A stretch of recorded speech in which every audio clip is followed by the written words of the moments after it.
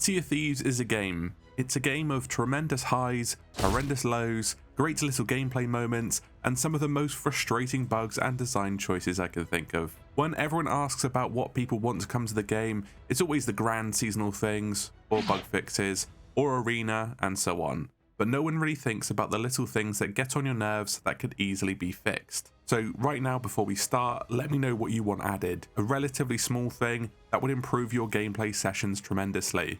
Go. Okay, now let's get on to mine.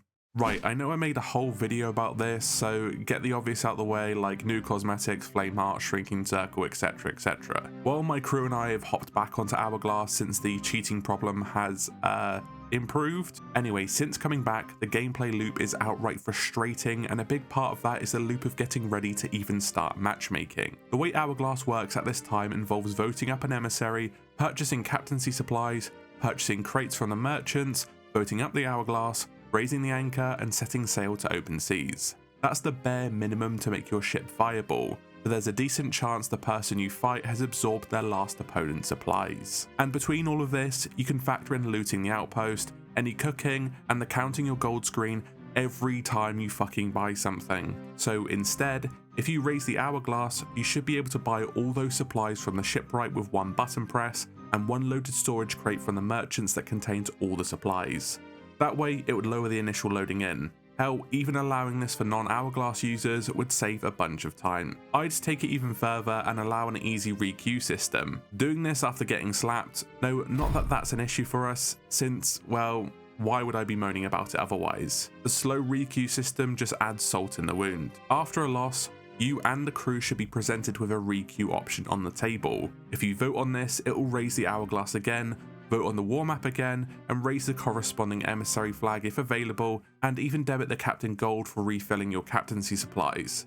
This would allow for instant redives to make Hourglass less of a chore. I think Rare can do so much to remove the friction of Hourglass, and I feel at the moment it's being placed on the shelf in favour of other content instead.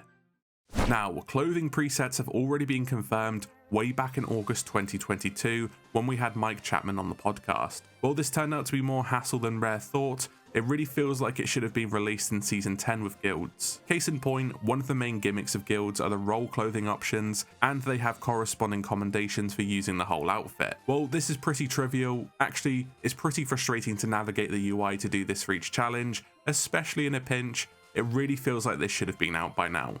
As someone who doesn't change their outfit all that much, it's been a pain switching between these outfits. I do know my crew who do swap all the time would love this, so please Rare, let's get this released so I can stop bringing this up. Well, since launch, the Sea of Thieves UI has diminished in quality.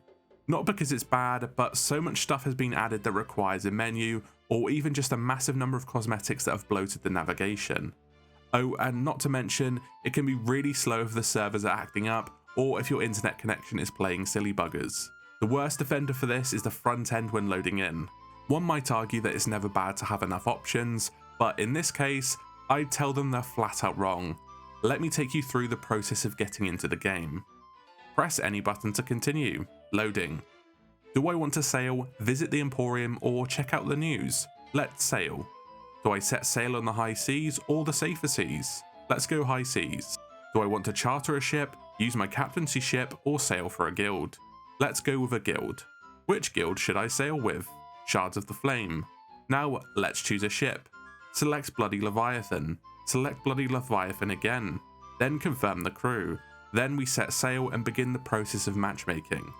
I think you need something like 8 to 10 clicks for you to get into the game, and if you're server hopping, you get to do this each and every time.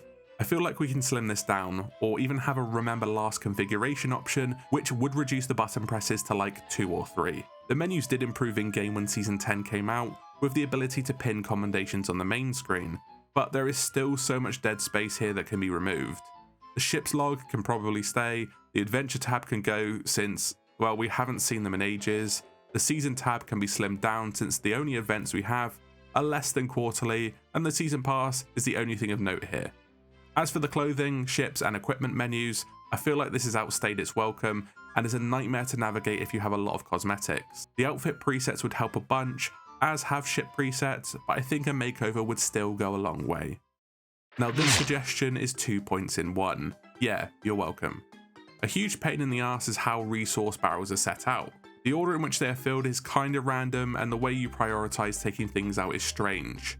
If you mash A or left mouse button, you will fill out your inventory, but this will often cause you to get whatever is closest to the top left spot first. Now, this becomes a problem with how fruit is laid out, so if you deposit items into a crate or barrel, the crap fruit is usually positioned in the top left.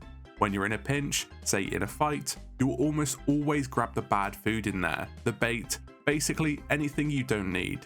You can stop and navigate to get the thing you want, but that takes even more time. Most other games have a drag and drop system for reorganizing inventories, and Sea of Thieves would benefit heavily from this.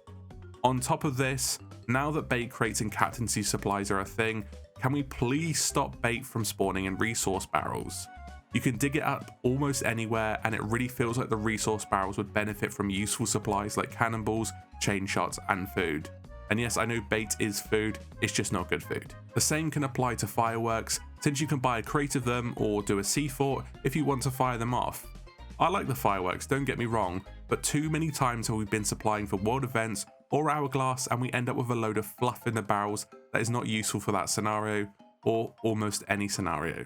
Anyways, safer seas is for letting off fireworks and fishing, not high seas. What we have now is much better than Barrels 1.0, but it has suffered from the classic Sea of Thieves bloat that has degraded the quality of a feature over time.